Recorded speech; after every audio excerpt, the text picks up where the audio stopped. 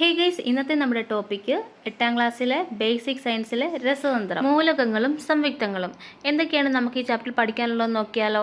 നമുക്ക് ചുറ്റും കാണപ്പെടുന്ന വസ്തുക്കളെല്ലാം വ്യത്യസ്തങ്ങളായ തന്മാത്രകളാൽ നിർമ്മിക്കപ്പെട്ടവയാണെന്ന് നമുക്കറിയാം. ഈ തന്മാത്രകൾ ഓരോന്നും എങ്ങനെ വ്യത്യസ്തപ്പെട്ടിരിക്കുന്നുവെന്നും അവയുടെ ഘടനകളിൽ എന്തെല്ലാം സവിശേഷതകൾ ഉണ്ടെന്നും നമുക്ക് നോക്കിയാലോ.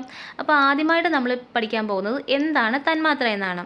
ഒരു ശുദ്ധപദാർത്ഥത്തിൻ്റെ അടിസ്ഥാന ഗുണങ്ങളെല്ലാം ഉള്ളതും സ്വതന്ത്രമായി നിലനിൽക്കാൻ കഴിയുന്നതും സ്ഥിരതയുള്ളതുമായ ഏറ്റവും ചെറിയ കണികകളാണ് തന്മാത്രകൾ.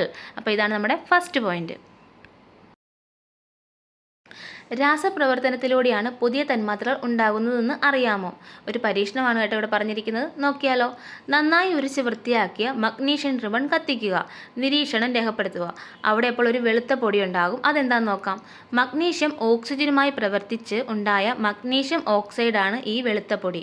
അപ്പോൾ തന്മാത്രകൾ തമ്മിൽ രാസപ്രവർത്തനത്തിൽ ഏർപ്പെടുമ്പോൾ പുതിയ തന്മാത്രകൾ ഉണ്ടാകുന്നു എന്നതിന് ഒരു ഉദാഹരണമല്ലേ ഇത്? അപ്പോൾ തന്മാത്രകൾ തമ്മിൽ രാസപ്രവർത്തനത്തിൽ ഏർപ്പെടുമ്പോൾ പുതിയ തന്മാത്രകൾ ഉണ്ടാകുന്നുണ്ട്. അതുപോലെ ഈ തന്മാത്രകളെ വിഘടിപ്പിച്ചാൽ പുതിയ തന്മാത്രകൾ ഉണ്ടാകുമോ എന്ന് നമുക്ക് നോക്കിയാലോ. ഒരു പരീക്ഷണം നോക്കിയാലോ. ഈർപ്പരഹിതമായ ഒരു ബോയിലിംഗ് ട്യൂബിൽ അല്പം പഞ്ചസാര എടുക്കുക.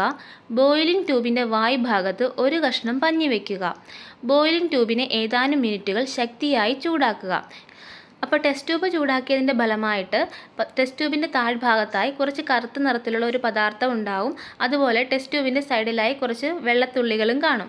അപ്പോൾ പഞ്ചസാര ചൂടാക്കിയപ്പോൾ കാർബണും ജലവും ലഭിച്ചു. ഈ കറുത്ത പദാർത്ഥമാണ് കാർബൺ. അപ്പോൾ തന്മാത്രകളെ രാസപ്രവർത്തനത്തിലൂടെ വിഘടിപ്പിക്കാൻ സാധിക്കുമെന്നും മനസ്സിലായി. ജലം ഒന്നിലധികം ഘടകങ്ങൾ ചേർന്ന പദാർത്ഥമാണെന്ന് തെളിയിച്ചത് ഹെൻറി കാവൻഡിഷ് ആണ്. ഹൈഡ്രജൻ വാതകത്തെ ഓക്സിജനിൽ ജ്വലിപ്പിച്ച് നടത്തിയ പരീക്ഷണം ആയിരുന്നു ജലത്തിൻ്റെ ഘടകങ്ങളെക്കുറിച്ചുള്ള അറിവിലേക്ക് ശാസ്ത്രലോകത്തെ നയിച്ചത്. ജലം ഒന്നിലധികം ഘടകങ്ങൾ ചേർന്ന പദാർത്ഥമാണെന്ന് തെളിയിച്ചത് ഹെൻറി കാവൻഡിഷ് ആണ്. ഹൈഡ്രജൻ വാതകത്തെ ഓക്സിജനിൽ ജ്വലിപ്പിച്ച് നടത്തിയ പരീക്ഷണം ആയിരുന്നു ജലത്തിൻ്റെ ഘടകങ്ങളെക്കുറിച്ചുള്ള അറിവിലേക്ക് ശാസ്ത്രലോകത്തെ നയിച്ചത്. 1806 സർ ഹംഫ്രി ഡേവി ജലത്തിലൂടെ വൈദ്യുതി കടത്തിവിട്ടാൽ അതിനെ ഹൈഡ്രജനും ഓക്സിജനുമായി വിഘടിപ്പിക്കാമെന്ന് കണ്ടെത്തി. ജലം ഒന്നിലധികം ഘടകങ്ങൾ ചേർന്ന പദാർത്ഥമാണെന്ന് തെളിയിച്ചത് ഹെൻറി കാവൻഡിഷും ജലത്തിലൂടെ വൈദ്യുതി കടത്തിവിട്ടാൽ അതിനെ ഹൈഡ്രജനും ഓക്സിജനുമായി വിഘടിപ്പിക്കാമെന്ന് സർ ഹംഫ്രി ഡേവിയും കണ്ടെത്തി. ഇത് രണ്ടും ഇമ്പോർട്ടൻ്റ് ആണേ. ഇനി നമുക്ക് ആറ്റം എന്താണെന്ന് നോക്കിയാലോ. പദാർത്ഥങ്ങളെ വിഭജിക്കുമ്പോൾ ലഭിക്കുന്നതും പദാർത്ഥത്തിൻ്റെ അടിസ്ഥാന ഗുണങ്ങൾ ഉള്ളതുമായ ഏറ്റവും ചെറുതുമായ കണങ്ങളാണ് തന്മാത്രകൾ. അത് നമ്മൾ പഠിച്ചല്ലോ.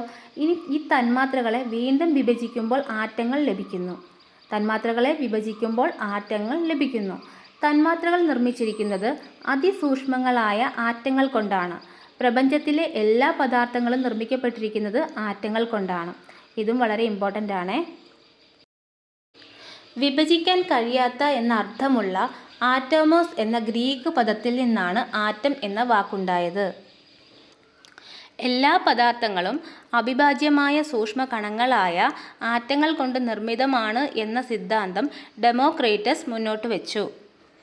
എന്നാൽ ആറ്റത്തിൻ്റെ സ്വഭാവത്തെ വിശദീകരിക്കുന്നതിനായി 1807 ജോൺ ഡാൾട്ടൺ ആറ്റോമിക സിദ്ധാന്തം ആവിഷ്കരിച്ചു. ഡാൾട്ടൻ്റെ ആറ്റം സിദ്ധാന്തം ആധുനിക രസതന്ത്രത്തിലെ പ്രധാനപ്പെട്ട സിദ്ധാന്തങ്ങളിൽ ഒന്നാണ്.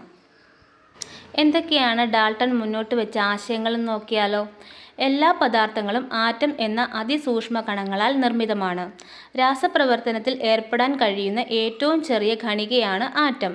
രാസപ്രവർത്തന വേളയിൽ ആറ്റത്തെ വിഭജിക്കാൻ സാധിക്കില്ല. ആറ്റത്തെ നിർമ്മിക്കുവാനോ നശിപ്പിക്കുവാനോ കഴിയില്ല.